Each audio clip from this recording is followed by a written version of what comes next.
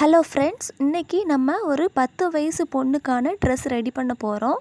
லெஹங்கா மாதிரியும் போட்டுக்கலாம், normal umbrella kurti மாதிரியும் போட்டுக்கலாம். வாங்க எப்படி பண்ணலான்னு பார்க்கலாம். ஃபஸ்ட்டு 5.5 மீட்டரில் சாரியும் 3 மீட்டரில் லைனிங் கிளாத்தும் எடுத்திருக்கேன். ஃபஸ்ட்டு நம்ம டாப்புக்கான அளவு மார்க் பண்ண போகிறோம். எனக்கு லென்த்து ஒரு 12 இன்ச்சும் வித்து ஒரு 8 இன்ச்சஸ் இருக்கிற மாதிரி நான் கிளாத் எடுத்திருக்கேன்.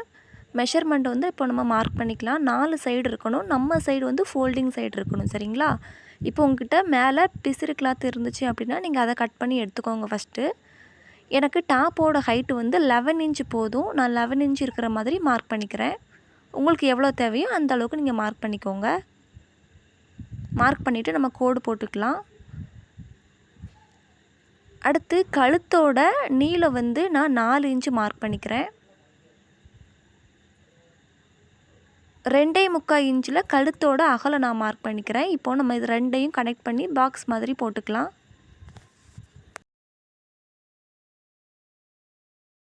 அடுத்து நான் நெக் டிசைன் ஒரு லீஃப் மாதிரி நான் போட்டுக்கிறேன். உங்களுக்கு என்ன டிசைனில் வேணுமோ அந்த மாதிரி நீங்கள் போட்டுக்கோங்க. எக்ஸாம்பிள் பா மாதிரி இல்லைனா ரவுண்ட் நெக்கும் நம்ம வச்சுக்கலாம்.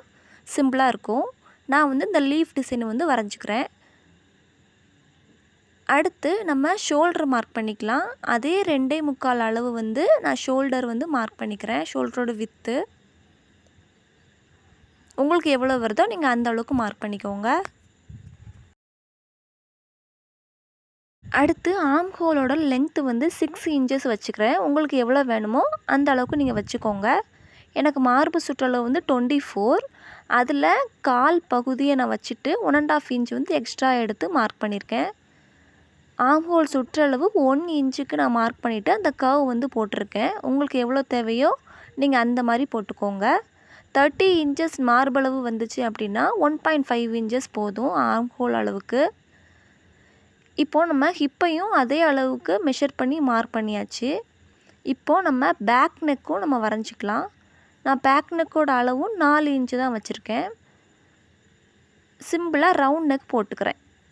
சரிங்களா? இப்போ ஃபஸ்ட்டு நம்ம ஃப்ரண்ட் நெக் தான் நம்ம வரைஞ்சோம். அதனால் ஃப்ரண்ட் நெக்கை கட் பண்ணி எடுத்துக்கலாம்.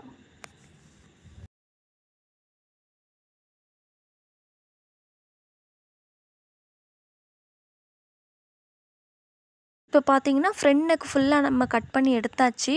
நம்ம உள்ள பார்ட்டை தான் நம்மளுக்கு ஃப்ரண்ட் பார்ட்டு. அதனால் ஃப்ரண்ட்டுன்னு மார்க் பண்ணிவிட்டு வெளியில் உள்ள கிளாத்தை மறுபடியும் மடிச்சுட்டு இந்த மாதிரி நம்ம கட் பண்ணி எடுத்துட்டோம் அப்படின்னா நம்மளுக்கு பேக் பார்ட் ரெடி ஆயிரும்.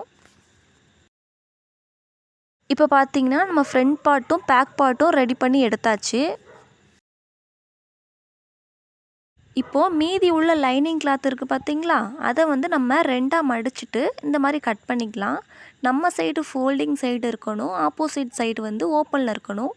இப்போது 4 சைடில் இருக்குது பாருங்கள் கிளாத். எனக்கு இந்த மாதிரி இருக்கணும். உங்களுக்கு டாப்போட அளவு 11 இன்ச்சு வச்சுருந்தோம்ல, அதே மாதிரி பாட்டமோட அளவுக்கு எவ்வளோ வருதோ அதை அளந்துட்டு உங்களுக்கு 25 இன்ச்சஸ் வந்துச்சு அப்படின்னா நீங்கள் 22 இன்ச்சஸ் மார்க் பண்ணிக்கோங்க. சரிங்களா? எனக்கு எவ்வளோ வருதோ ஒரிஜினல் கிளாத்தை விட லைனிங் கிளாத் கொஞ்சம் இறக்கம் மேலே தள்ளி இருக்கணும். சரிங்களா? அந்த மாதிரி மார்க் பண்ணிக்கோங்க. இப்போது அந்த அளவு நான் மார்க் பண்ணிவிட்டு கட் பண்ணி எடுத்துக்கிட்டேன்.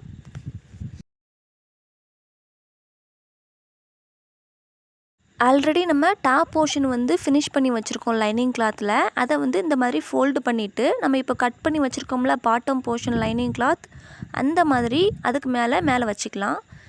இந்த மாதிரி வச்சுட்டு நான் எப்படி ஸ்கேலால் கோடு போடுறேனோ அதே மாதிரி நீங்கள் கோடு போட்டுக்கோங்க. கோடு போட்டு இடத்த இப்போது நம்ம கட் பண்ணி எடுத்துக்கலாம்.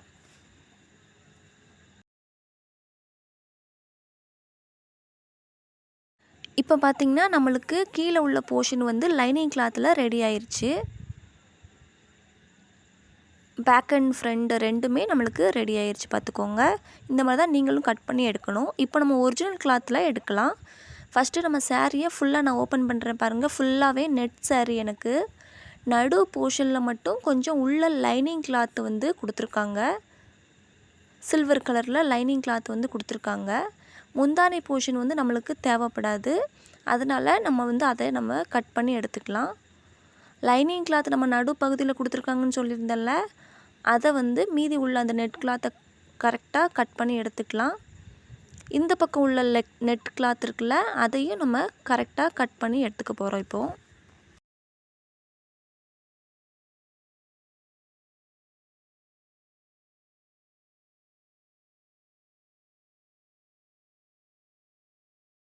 இந்த மாதிரி நெட் கிளாத்தை ஃபுல்லாக நம்ம கரெக்டாக கட் பண்ணி எடுத்ததுக்கு அப்புறமா ஆல்ரெடி அந்த சாரியில் லைனிங் கிளாத்தை வந்து அட்டாச் பண்ணியிருக்காங்கள்ல, அதை நம்ம எடுத்துக்கலாம். அதை வந்து ரெண்டாக நம்ம பிரிச்சுக்க போகிறோம். நான் எப்படி இப்படி மடித்து போடுறேனோ இதே மாதிரி நீங்கள் மடித்து போட்டுட்டு எவ்வளோ உங்களுக்கு லெங்க்த்து தேவையோ பாட்டம் போர்ஷனோட லெங்க்த்தை வந்து கரெக்டாக நீங்கள் மெஷர் பண்ணி எடுத்துக்கோங்க. எனக்கு வந்து 25 இன்ச்சஸ் ஓகே தான், அதனால் நான் 25 இன்ச்சஸ்க்கு நேராக கட் பண்ணி எடுத்துக்கிறேன். மேலே உள்ள கிளாத் வந்து இருக்கட்டும், நம்மளுக்கு தேவைப்படும். இப்போது இந்த கிளாத்தை வந்து நம்ம ரெண்டாக வந்து கட் பண்ணிக்க போகிறோம். இப்போ பார்த்திங்கன்னா நான் ஆல்ரெடி கட் பண்ணி தான் வச்சுருக்கேன். பார்த்திங்களா ரெண்டாக பிரியுது. இந்த 2 போர்ஷன் தான் நம்மளுக்கு வந்து ப்ளீட்டட்ஸ் வந்து வைக்க போகிறோம் முன்னாடி, சரிங்களா? ஃப்ரண்ட் அண்ட் பேக் 2 போர்ஷனுக்குமே சேர்த்து. இப்போது நான் எப்படி ப்ளீட்டட்ஸ் வைக்கிறேனோ அதே மாதிரி நீங்கள் பார்த்துட்டு வைங்க. பின்ஸ் வந்து நம்ம எடுத்துக்கலாம். பின்ஸ் வந்து நம்ம செக்யூர் பண்ணுறதுக்காக எடுத்துக்கலாம்.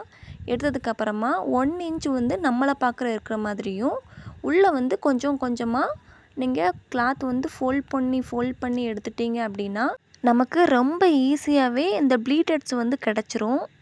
கரெக்டாக நம்ம ஆர்கனைஸ் பண்ணோம் அப்படின்னா நம்மளுக்கு கரெக்டாக வந்து ஒன்று போல் கிடச்சிரும்.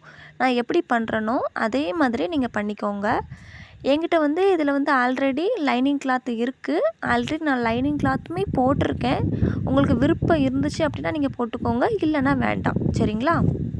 கஸ்டமர் ஆல்ரெடி என்கிட்ட இன்ஃபார்ம் பண்ணிட்டாங்க, நீங்கள் லைனிங் கிளாத் போட்டே தச்சுருங்க அப்படின்னு. அதனால் நான் லைனிங் கிளாத்தை யூஸ் பண்ணியே ஸ்டிச் பண்ணிக்கிட்டு இருக்கேன். இந்த மாதிரி உங்களுக்கு ப்ளீட்டட்ஸ் வைக்கிறதுக்கு தெரியல அப்படின்னா இதுக்கு ஈஸியான மெஷர்மெண்ட் வந்து நம்ம பேஜில் ஆல்ரெடி கொடுத்துருக்கேன். அதை யூஸ் பண்ணி நீங்கள் பண்ணிக்கோங்க. இப்போ பார்த்தீங்கன்னா நான் ஃபுல்லாக ப்ளீட்டட்ஸ் வந்து வச்சாச்சு. நம்ம டாப் போர்ஷனுக்கு வந்து கரெக்டாக இருக்கணும். கரெக்டாக இல்லை அப்படின்னா நீங்கள் மறுபடியும் ப்ளீட்டட்ஸை வந்து அட்ஜஸ்ட் பண்ணி பின்ஸை வந்து செக்யூர் பண்ணிவிட்டு இப்போது நம்ம ஸ்டிச் பண்ணி எடுத்துக்கலாம். நீங்களும் இந்த மாதிரி எடுத்துக்கோங்க. இதே மாதிரி இன்னொரு கிளாத் இருந்துச்சு பார்த்தீங்களா, அதுலேயுமே நான் வந்து ப்ளீட்டட்ஸ்லாம் செட் பண்ணி ஸ்டிச் பண்ணி எடுத்துகிட்டு வந்துட்டேன் பாருங்கள்.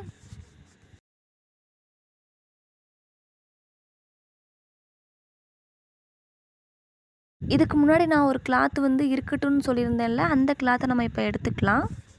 ஆல்ரெடி நான் வந்து டாப் போர்ஷன் வந்து ரெடி பண்ணி வச்சுருந்தோம்ல லைனிங் கிளாத்தில், அந்த கிளாத்துக்கு தேவையான கிளாத்தை வந்து இதில் நம்ம கட் பண்ணி எடுத்துக்கலாம்.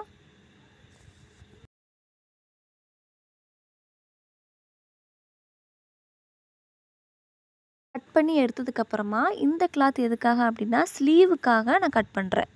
இதுக்கு வந்து நான் லைனிங் யூஸ் பண்ணலை. உங்களுக்கு வேணும்னா நீங்கள் யூஸ் பண்ணிக்கோங்க. ஸ்லீவ் இப்போது நம்ம கட் பண்ண ஸ்டார்ட் பண்ணலாம். ஸ்லீவ் வந்து நம்ம 2 ஃபோல்டாக போட்டுக்கணும். 4 சைடு இருக்கிற மாதிரி போட்டுக்கோங்க. உங்களுக்கு ஸ்லீவோட லென்த்து எவ்வளோ வேணுமோ அதை ஃபஸ்ட்டு மார்க் பண்ணிவிட்டு எப்பயும் போல் நம்ம ஸ்லீவ் எப்படி மார்க் பண்ணுவோமோ அதே மாதிரி மார்க் பண்ணிக்கலாம். கை சுற்றளவு நம்ம இப்போ மார்க் பண்ணிக்கலாம். கை சுற்றளவு எவ்வளோ இருக்கோ அதோட 1.5 இன்ச் கூட்டிட்டு நம்ம மார்க் பண்ணிக்கலாம். மார்க் பண்ணிவிட்டு இப்போது ஸ்லீவை நம்ம கட் பண்ணி எடுக்க போகிறோம்.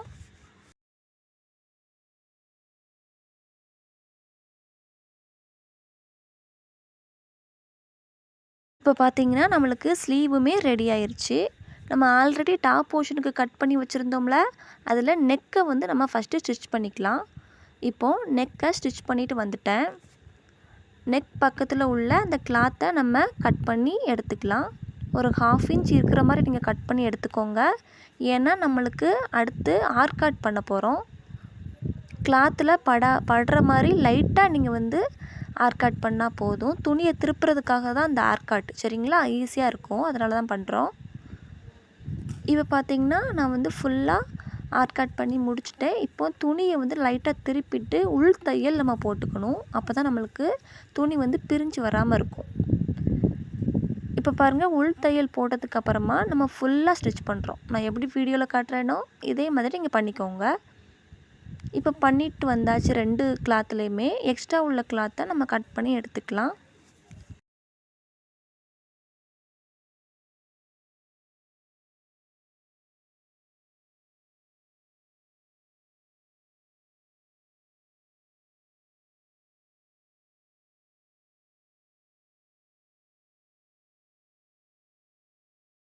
இப்போ பார்த்தீங்கன்னா நான் வந்து டாப் போர்ஷன் வந்து ஃபுல்லாக ரெடி பண்ணி முடிச்சாச்சு. ஒரிஜினல் கிளாத்தில் லைனிங் கிளாத்தை அட்டாச் பண்ணி முடிச்சாச்சு. இப்போது ஷோல்டருக்கு நேராக நம்ம டேப்பை வச்சுட்டு ஒரு 3.5 இன்ச் வந்து மார்க் பண்ணிக்கிறோம்.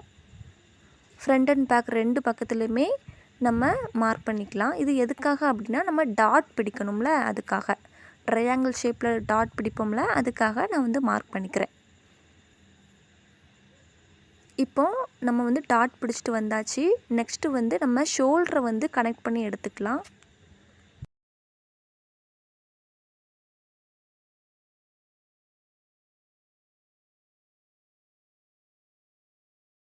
இப்போ பாருங்கள், நான் ஷோல்டரையுமே ஸ்டிச் பண்ணி எடுத்துகிட்டு வந்துட்டேன். ஆல்ரெடி நம்ம கட் பண்ணி வச்சுருந்தோம்ல இந்த ஸ்லீவு, அந்த ஸ்லீவை நம்ம எடுத்துக்கலாம்.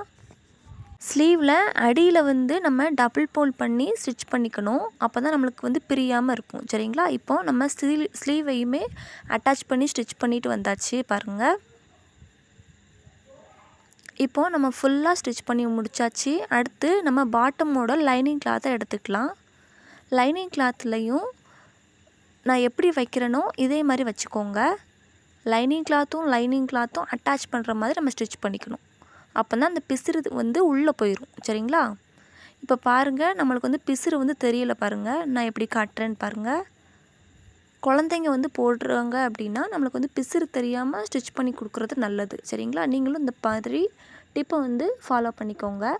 இப்போ எக்ஸ்ட்ரா உள்ள லைனிங் கிளாத்தை நான் லைட்டாக கட் பண்ணி எடுத்துக்கிறேன்.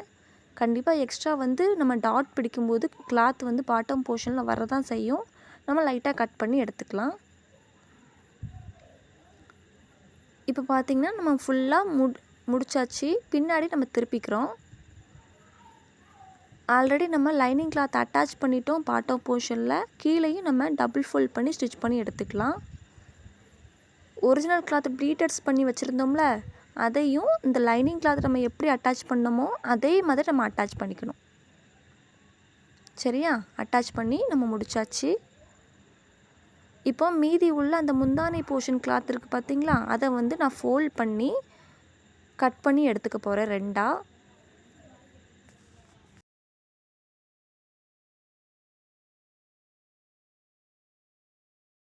இந்த அளவுக்கு அந்த பொண்ணுக்கு வந்து ஷால் வந்து போதுமான அளவு இருந்துச்சு. அதனால் நான் இந்த அளவுக்கு நான் எடுத்துக்கிறேன். உங்களுக்கு எக்ஸ்ட்ரா தேவைப்பட்டுச்சு அப்படின்னா நீங்கள் 2 கிளாத்தையும் ஒன்றோடு ஒன்று அட்டாச் பண்ணி எடுத்துக்கோங்க.